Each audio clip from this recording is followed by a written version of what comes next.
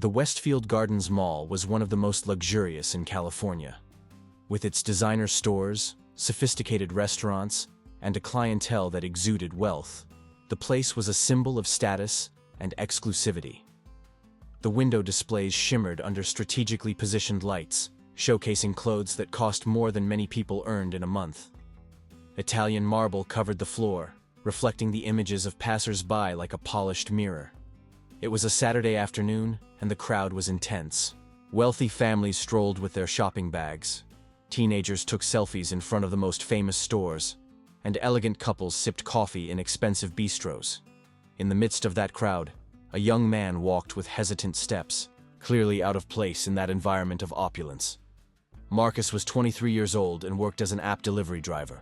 His clothes were simple: a slightly faded white t-shirt, worn-out jeans with a small, unintentional tear in the knee, and frayed canvas sneakers that had already traveled thousands of miles through the city streets. His face was young, but it carried an expression of exhaustion that came from long working days. His brown eyes, however, shone with determination. Marcus wasn't there to browse. He had saved for 3 months to buy a birthday gift for his mother, Diane, who would turn 50 next week. She had raised Marcus alone, working as a night office cleaner and a daytime cook in a restaurant. She had never complained, never shown weakness, but Marcus knew how much she had sacrificed for him. The gift he had in mind was a silk scarf his mother had admired months ago when they passed a window display. Diane hadn't said anything, but Marcus noticed the sparkle in her eyes, that look of restrained desire from someone who knows certain things aren't for people like them. Since then, Marcus worked overtime, skipped meals, and saved every penny to be able to buy that scarf. He entered Maison Élégance, a French boutique known for its luxury accessories. The atmosphere was intimidating. Immaculate white walls, glass shelves displaying carefully arranged products, and an expensive perfume lingering in the air. There were only 3 customers in the store, all women dressed in designer clothes, and 2 saleswomen. One of the saleswomen, a blonde woman in her 30s named Veronica, looked at Marcus as soon as he entered. Her gaze swept the young man from head to toe, lingering on his worn sneakers and faded t-shirt. Her lips curled into an expression of thinly veiled disdain. She exchanged a look with her colleague, a brunette named Isabelle, and both smiled conspiratorially. Marcus, oblivious to the saleswoman's reaction, walked to the counter where the scarves were displayed. He immediately spotted the one his mother had admired, a turquoise silk square with delicate gold patterns, elegant and timeless. The price tag made his heart tighten. $350. It was exactly the amount he had managed to save. "Excuse me," Marcus said, his voice polite but slightly nervous. "I would like to see this scarf, please." Veronica approached slowly, her high heels echoing on the marble floor. She stopped at a calculated distance, crossing her arms over her chest. "This scarf?" she asked, in a tone that made it clear she doubted Marcus's ability to buy it. "Do you know how much it costs?"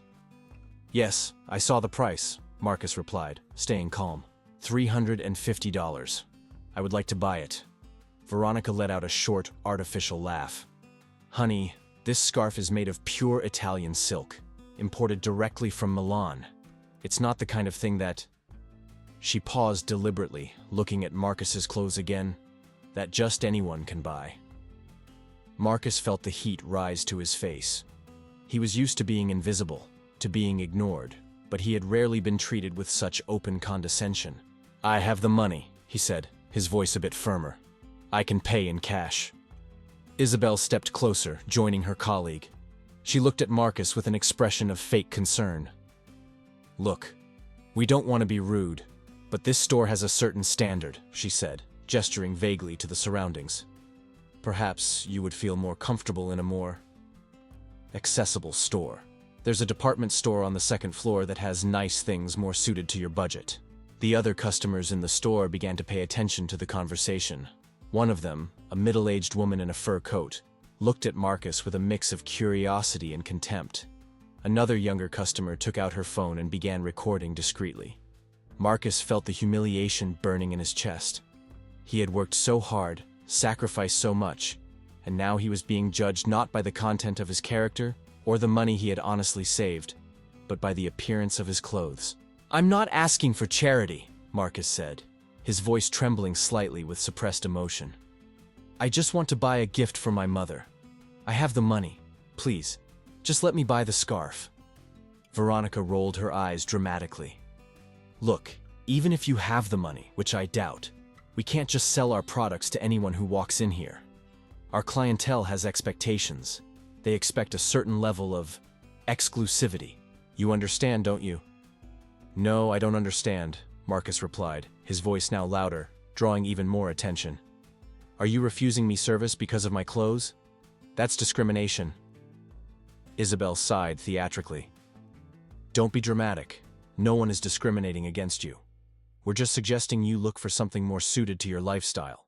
There's no shame in that." Marcus was about to respond when a deep and unmistakable voice cut through the tension in the air. "Actually, there is a lot of shame in that." Everyone in the store turned to see who had spoken. Near the entrance, watching the whole scene with an expression of controlled indignation, was Tucker Carlson, the famous television host. He was dressed casually in a polo shirt and khakis, but his presence was unmistakable. His piercing blue eyes were fixed on the two saleswomen. Veronica turned pale instantly. Isabelle opened her mouth, but no words came out. The customers recognized Tucker immediately, and the young woman who was recording adjusted her phone to capture what was about to happen. Tucker walked to the counter with decisive steps. He looked at Marcus with an expression of solidarity, and then turned his attention to the saleswomen. "I was right over there," Tucker said, pointing to a nearby store, "buying a gift for my wife when I overheard this conversation. And I must say, I am absolutely disgusted by what I witnessed." "Mr. Carlson, we didn't—" Veronica began to stutter, but Tucker raised his hand, silencing her. "Let me get this straight," Tucker said, his voice calm but heavy with authority. "This young man entered your store, identified a product he wishes to buy, informed you he has the necessary money, and you refused him service based solely on the appearance of his clothes. Is that correct?" "It wasn't quite like that," Isabelle tried to explain, but her voice was weak and unconvincing. "It was exactly like that," Tucker interrupted. "I heard every word. You insulted him, humiliated him, and treated him as if he were unworthy of being here simply because his clothes don't meet your superficial standards of elegance." Tucker turned to Marcus, who stood in silence, still processing what was happening. "What's your name, young man?" Tucker asked, his voice gentler now. "Marcus," he replied, his voice barely a whisper. "Marcus, tell me about the scarf you want to buy." Marcus took a deep breath, trying to control the emotions threatening to overflow. "It's for my mother. Her birthday is next week. She worked her whole life to raise me alone. She never had anything for herself. A few months ago, she saw this scarf, and I realized she liked it, but she would never ask for something like that. So I saved for 3 months, working overtime as a delivery driver, to be able to buy it for her. I just wanted to do something special for her, you know? To show her that all her sacrifice was worth it." Marcus's voice broke at the end, and he quickly wiped his eyes with the back of his hand. The silence in the store was absolute. Even the customer in the fur coat seemed touched by the story. Tucker placed a hand on Marcus's shoulder. "Your mother is a lucky woman to have a son like you," he said, his voice thick with genuine emotion. "And you deserve to be treated with respect and dignity, no matter what you're wearing." He turned back to the saleswomen, and his expression hardened. "Do you know what the problem is with people like you?" Tucker said, his voice now cutting. "You confuse price with value, appearance with character. You look at this young man and see worn-out clothes, but I see someone who works hard, who loves his mother, who saves every penny to do something special for her. That is more real value than any piece of designer clothing could ever represent." Veronica tried to defend herself. "Mr. Carlson, we have store policies." "Policies?" Tucker interrupted, his voice rising slightly. "What kind of policy allows you to judge and humiliate customers based on their appearance? What kind of policy puts snobbery above customer service? Let me tell you something. If this store really has such policies, then this store doesn't deserve to exist." He took his phone from his pocket. "You know what I'm going to do? I'm going to call the manager of this store right now. And then I'm going to call the mall owner. And after that, I'm going to dedicate an entire segment of my show this week to talking about class discrimination." using this store as the perfect example of what's wrong with our society. The saleswomen were now visibly terrified. Isabelle began to cry silently. Veronica tried one last time. "Please, Mr. Carlson, we made a mistake. We will sell the scarf to him. Please, don't." "Too late," Tucker said coldly. "The damage is already done. Marcus has already been publicly humiliated. You've already revealed who you really are."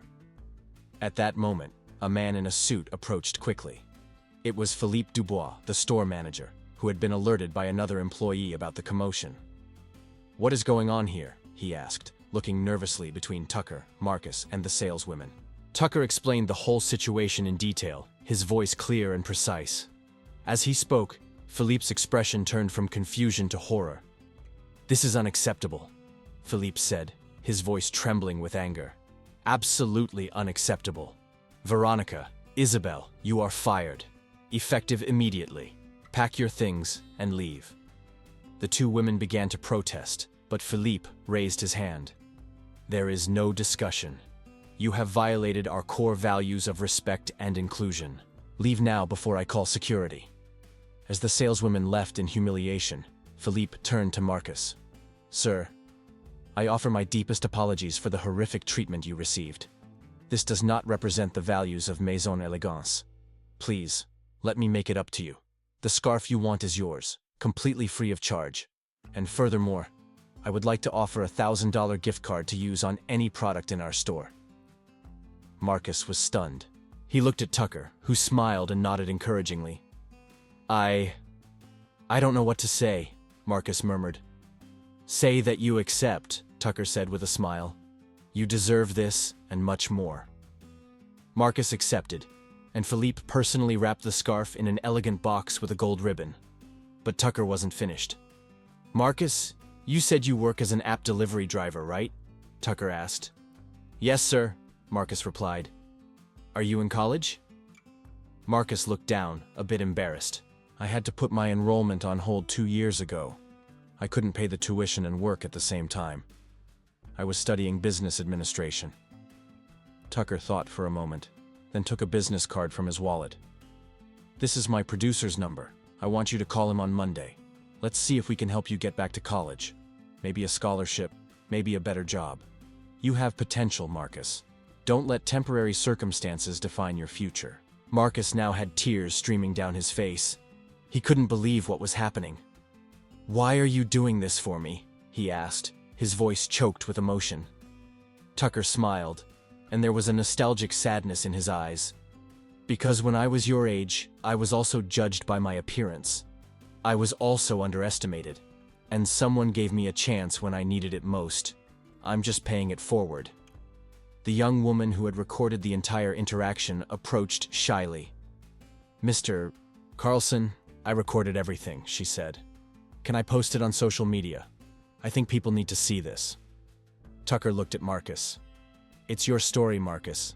The decision is yours." Marcus thought for a moment and then nodded. "Yes, you can post it. If it can help others going through the same thing, then it's worth it." The video was posted that same afternoon and went viral within hours. Millions of people watched, commented, and shared. The hashtag #JusticeForMarcus began trending on Twitter. Maison Élégance issued an official statement apologizing and announcing new anti-discrimination training policies for all employees. But the story didn't end there. The following Monday, Marcus called Tucker's producer. A week later, he was back in college with a full scholarship sponsored by a charitable fund Tucker had connected him with. Additionally, he landed a part-time job at a logistics company with a much better salary and more flexible hours. Tucker invited Marcus to appear on his show. During the interview, Marcus spoke eloquently about class discrimination, the dignity of honest work, and the importance of judging people by their character, not their appearance. The segment was one of the most watched of the season. On his mother's birthday, Marcus presented the scarf to Diane. When she opened the box and saw the turquoise silk scarf, she began to cry. Marcus told the whole story, and Diane hugged him tightly, whispering that he was her greatest pride. But Marcus had one more surprise.